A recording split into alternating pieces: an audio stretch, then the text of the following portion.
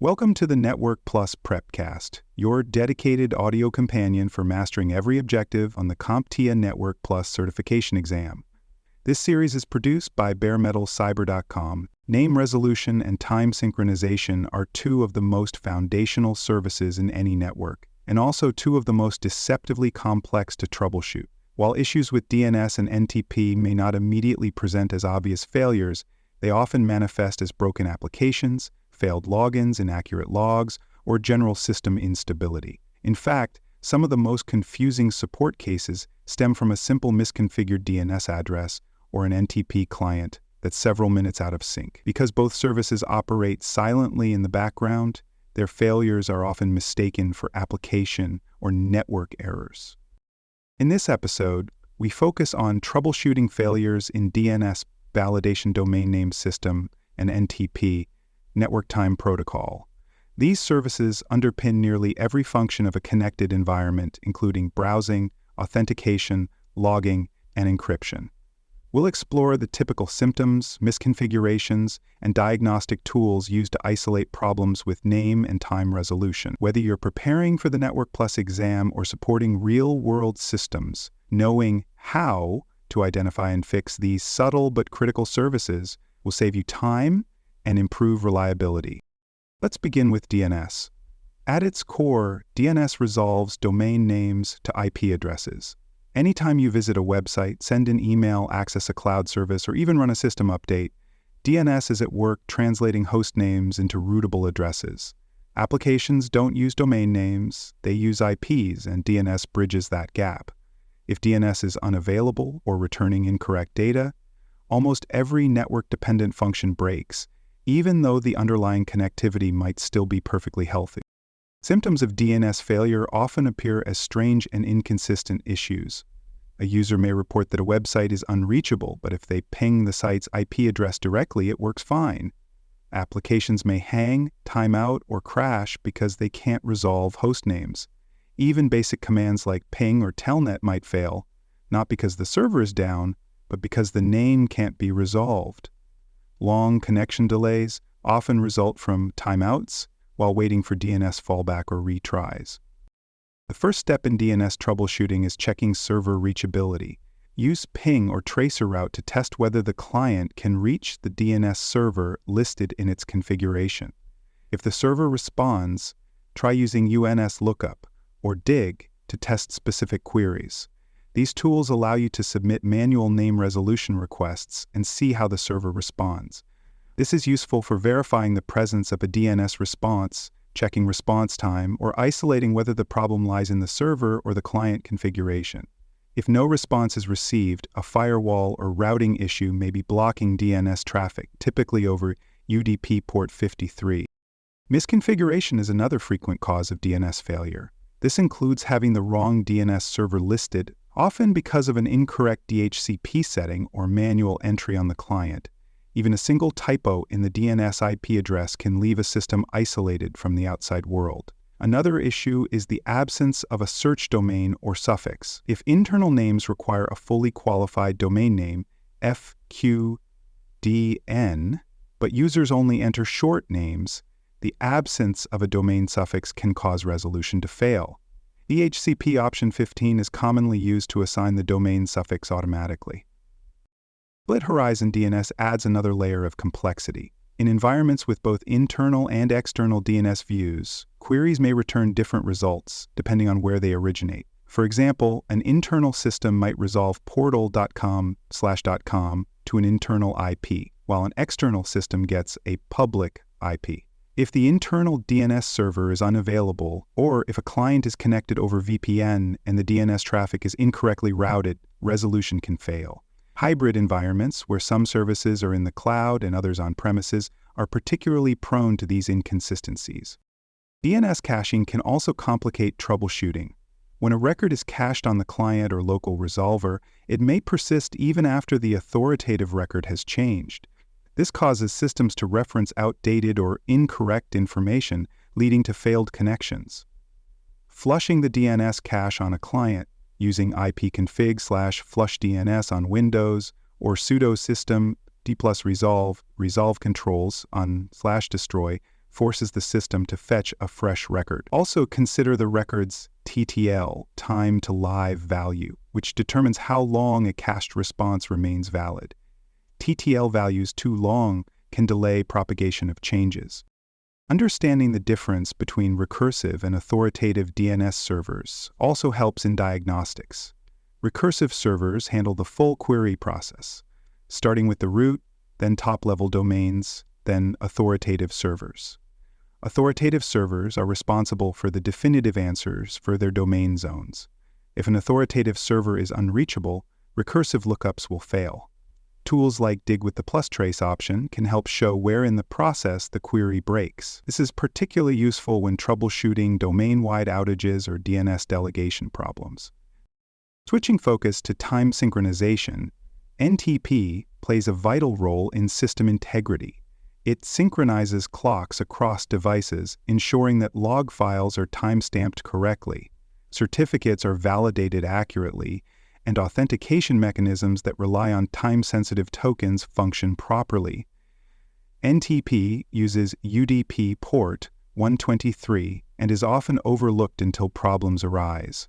But when time drift occurs, it can have widespread effects, from failed domain logins to security logs that can't be correlated across systems.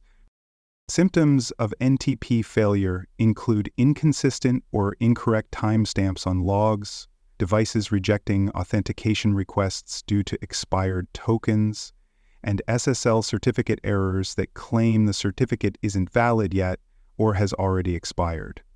These symptoms often appear as application errors, but the underlying cause is that system clocks are out of sync by minutes or hours. Drift is especially common on virtual machines or isolated systems that miss time updates due to connectivity or configuration issues. To verify NTP operation, use tools like ntpq on Linux or show NTP associations on network devices. These commands display current time sources, synchronization status, and offset values. Compare the system's time against a known accurate source, such as a public NTP server or your own wristwatch. If the offset is too high, the system may not trust the time source and may refuse to update. Also confirm that firewalls are allowing outbound UDP port 123, which NTP uses. Block ports can prevent time updates silently, leaving devices slowly drifting out of sync. For more cybersecurity content and books, please check out cyberauthor.me. Also, there are other podcasts on cybersecurity and more at baremetalcyber.com. NTP issues often come down to configuration mismatches, firewall restrictions, or unreachable time sources. One of the best ways to identify time drift is by comparing device timestamps to syslog messages or logs from known good sources. For example, if logs from a router, a server, and a domain controller show wildly different timestamps for the same event, you've likely found a time sync issue. This can affect event correlation, audit trail accuracy, and even security tools that rely on precise sequencing of events, such as intrusion detection systems and SIEM platforms. Many environments use public NTP servers for time synchronization. Sites like poolntpf.org provide distributed, reliable NTP sources. Large ISPs and government agencies also maintain public NTP infrastructure.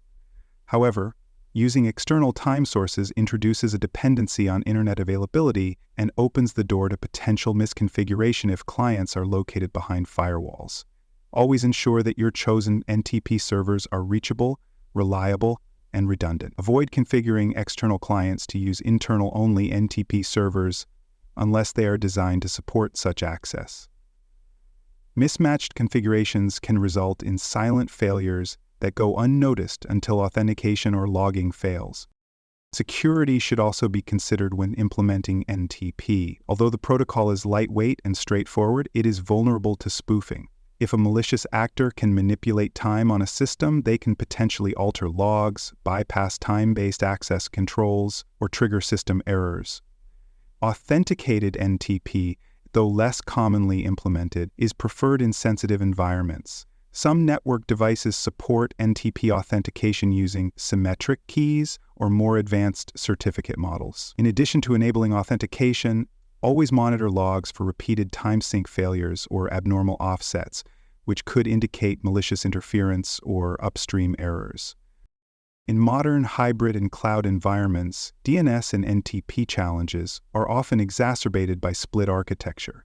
For example, a cloud-based application might rely on DNS from a public resolver, while an internal application uses split horizon DNS that resolves the same domain differently. VPN tunnels may direct DNS or NTP queries incorrectly, leading to failed resolution or broken time sync. Always confirm what DNS and NTP servers are being assigned through VPN connections, DHCP leases, or static configuration on the client. When working with cloud instances or containerized environments, these services might also be abstracted, requiring Cloud NAB diagnostic tools. The Network Plus exam regularly tests DNS and NTP troubleshooting through scenario-based questions.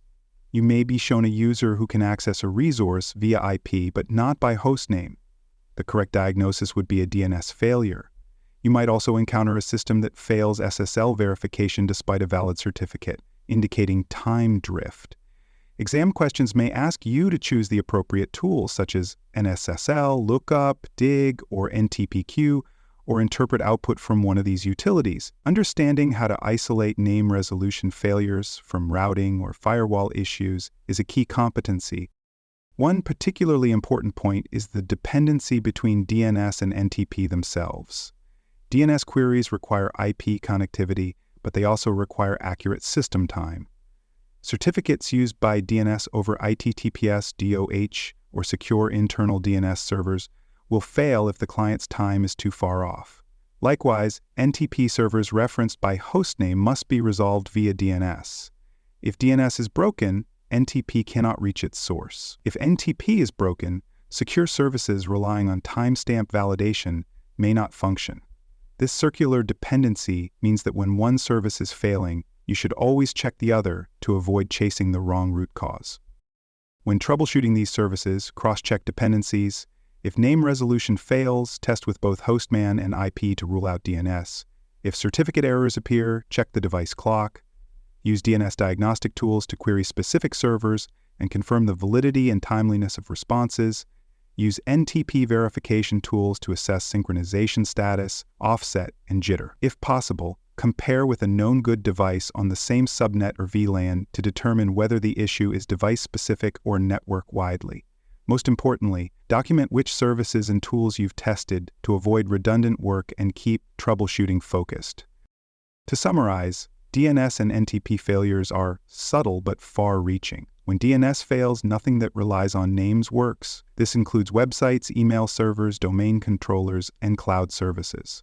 When NTP fails, logs become disjointed, SSL certificates throw errors, and authentication systems reject valid requests.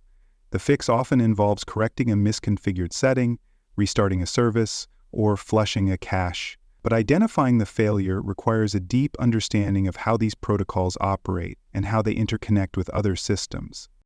In the field, technicians must be vigilant about verifying name and time settings. A single DNS typo or NTP drift can trigger outages across entire departments. Similarly, in exam settings, recognizing when a system issue actually stems from a name or time configuration can be the key to choosing the correct answer. Practice with the tools DNS lookup, dig, ping, ntpq, trace a route, and know which questions to ask when something breaks. First, start by verifying name resolution, then confirm time synchronization. These simple checks prevent complex troubleshooting paths and get systems back online faster. Thank you for listening to this episode of the Network Plus Prepcast, your trusted audio guide to the CompTIA Network Plus certification. This episode was produced by baremetalcyber.com. For more cybersecurity podcasts, books, and resources, visit baremetalcyber.com. Thanks for joining us for this episode of the Bare Metal Cybersecurity Plus podcast. For more episodes, tools, and study support, visit us at baremetalcyber.com. And before you take the test, make sure to check out the practice questions in the book Achieve CompTIA Security Plus SY0-701 Exam Success by Dr. Jason Edwards. They cover every domain and are a powerful way to lock in your knowledge.